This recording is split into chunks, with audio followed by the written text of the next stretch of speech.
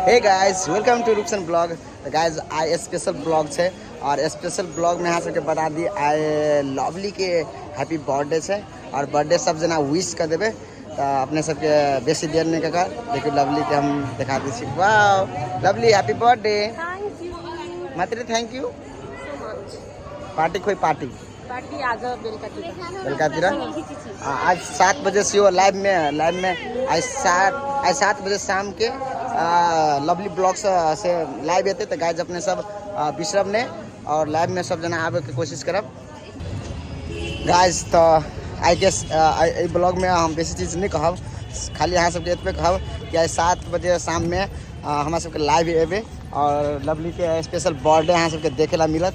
तो लवली के जे lovely blog channel है ते चैनल के अपने सब सब्सक्राइब करके राखू और 7 बजे साँझ में लाइव आओ के लिए सब कोई हाजिर भ जाए लाइव में और भोज खा ले देखे देख का। धन्यवाद थैंक यू। कथी सब भोज में है? मछली भात एहे और गाइस सब जना के एक बार लास्ट विश करी sir. Happy birthday to me, love you all, bye bye. Bye bye guys. हम सब जा रहा छी अपना डेरा और अहाँ सब एंजॉय करूँ। साँझ में 7 बजे IPM 7 बजे नेपाल के 7 बजे आई नहीं बिसरब अहाँ सब तो जरूर आई लाइव में एबे करब। कल तक लागी bye bye, have a nice day.